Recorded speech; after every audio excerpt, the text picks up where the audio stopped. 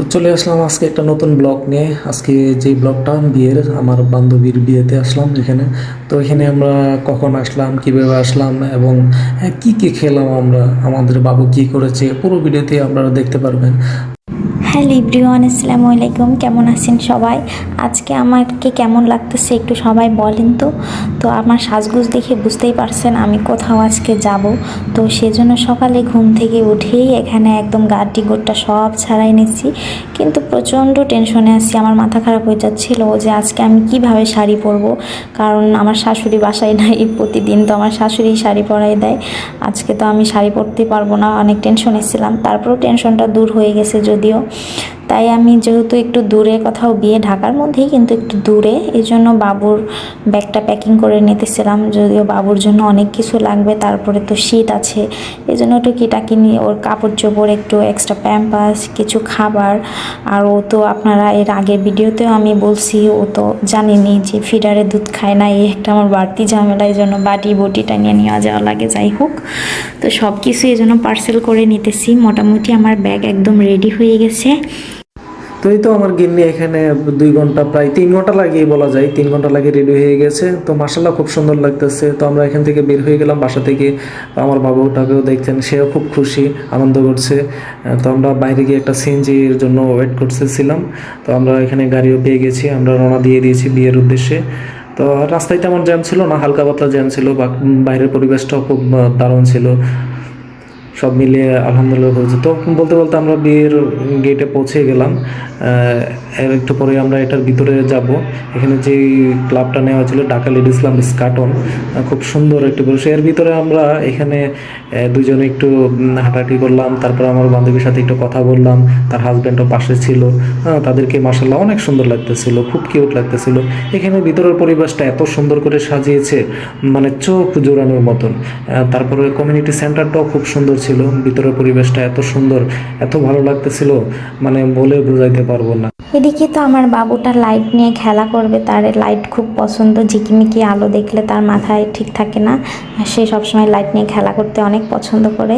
তারপরে এখানে আমি হাজব্যান্ডের সাথে, মেয়ের সাথে কিছু ভিডিও শ্যুট করে নিলাম, ফটোশ্যুট করে নিলাম। সব মিলিয়ে অনেক ফটোশ্যুটই করা হয়েছে, অনেক ভিডিও করা হয়েছে। এদিকে আবার তার বাবার সাথে সে আবার লাইট নিয়ে খেলা করতেছে, শুধু বারবার ঠেলে যে আমার লাইটের কাছে নিয়ে যাও, দেখেন দেখেন অবস্থাটা কি। বারবার বলে যে ওইদিকে চলো বাবা, মানে ইশারা দেয় আর কি। তারপরেই এখানে আমি একটু ভাব নিতেছিলাম যে আমাকে কেমন লাগতেছে, একটু লাল শাড়িতে আমাকে কেমন লাগতেছে। আপনারাও কিন্তু একটু কমেন্ট করে জানাবেন। আর এই যে আপুটা, এই আপুটাই কিন্তু মূলত আমাকে শাড়ি পরতে হেল্প করছে। আপুটা কিন্তু বেশ রসিক মানুষ একজন, অনেক ফ্রি। তো যাই হোক, এখানে আমার ওয়াইফ আবার খুব সুন্দর একটা লাইটিংয়ের মধ্যে, বা জিকিমিকি বলেন যাই বলেন, খুব সুন্দর এখানে করলো। তারপরে আমার বাবুকে নিয়ে এদিকে একটু হাঁটা চলা করতেছে। মার্শাল্লাহ অনেক সুন্দর লাগতেছে দুজনকে। তো তাদেরকে একটু বসিয়ে দিলাম এখানে, যাতে রেস্ট নেয়। অল্প কিছুক্ষণ পরে আমরা হয়তো বা খাওয়া দাওয়া করব। তো দেখেন আমার বাবু এখানে মার সাথে খুব দুষ্টামি করতেছে, সে খুব খুশি। তো আমিও একসাথে দুজনে একটা সেলফি ভিডিও নিলাম। তারপরেই আমাদের খাওয়ার সময় হয়ে গেল, এই জন্য আমরা টেবিলে সবাই মিলে বসে গেলাম। এখনই খাবার সার্ভ করবে, তারপরে আমরা ধুমধাম খাবো, খাইয়ে দিয়ে একদম বের হয়ে পড়বো। তো এখানে এই জন্য একটু ভিডিও নিয়ে নিতেছি। তারপর আমি একটু আবার নিজেকে দেখতেছি আমার সব কিছু ঠিক আছে কি না। খাওয়ার আগে দেখি কেমন, খাওয়ার পর। আর এদিকে আগে আমি একটু বাবুরে খাওয়াই নিতেছি, সে পোলাও ভাতটা অনেক পছন্দ করে। তারপরে খাওয়া দাওয়া শেষ হইলেই এখানে একটু ফ্রেশ হওয়ার জন্য নিজেকে একটু দেখে নিলাম যে সব ঠিকঠাক আছে কি না। আর এদিকে আপুরা তো ভিডিও শ্যুট করতেছে, তো ভাবলাম যে তাদের সাথে একটু আমরাও ফটোশ্যুট, ভিডিও শ্যুট করে নিই সব কিছু, যেহেতু চলে যাব। তারপরে এই জন্য স্টেজে উঠে গেলাম, আপুদের সাথে একটু ভিডিও টিডিও করবো, কিছু সেলফি ভিডিও সব কিছুই নিলাম। যাই হোক, আপুর সাথেও একটু, যেহেতু চলে যাব এই জন্য সে একটু কথা টথা বলে গেলাম। তো সবশেষে এখান থেকে আমরা বিদায় নিয়ে নিলাম। তারপরে আস্তে আস্তে করে আমরা এই যে কমিউনিটি সেন্টার থেকে বের হয়ে আমরা আরেকটা জায়গায় যাব। তো এখানে আমার ওয়াইফের অনেক দিনের ইচ্ছা ছিল যে ওখানে নিয়ে যাওয়ার। তো স্কাটন থেকে সেই জায়গাটা খুব কাছেই ছিল। তো আমরা একটা রিক্সা করে নিলাম, রিক্সা করে হাওয়ায় হাওয়ায় ঘুরতে ঘুরতে প্রায় কাছাকাছি চলে আসছি আমরা। এদিকে আমাদের একটা ভিডিও নিলাম, খুব সুন্দর লাগতেছিল দুজনকে, বিশেষ করে আমার বাবুকে তো আরও বেশি কিউট লাগতেছিল।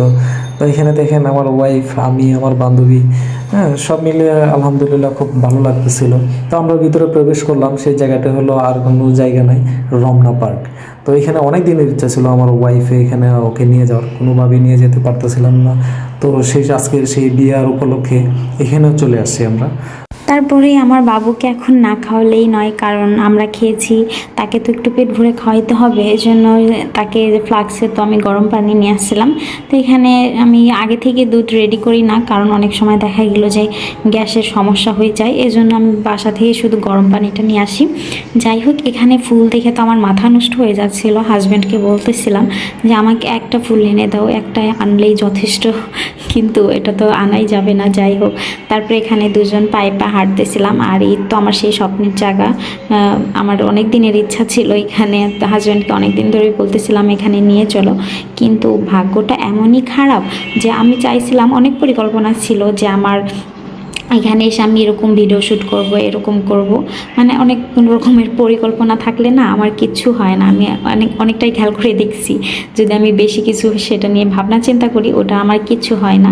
আর এই দিনকে হচ্ছে মানে কপালটা এতটাই খারাপ ছিল যে এই দিনকে হচ্ছে একে তো শুক্রবার ছিল, আর হচ্ছে এখানে কিসের একটা সমাবেশ ছিল, মানে এত ভিড়, মানে ভিডিও করা তো দূরের কথা, একটা ছবি তোলারও স্পেস ছিল না, এরকম অবস্থা ছিল।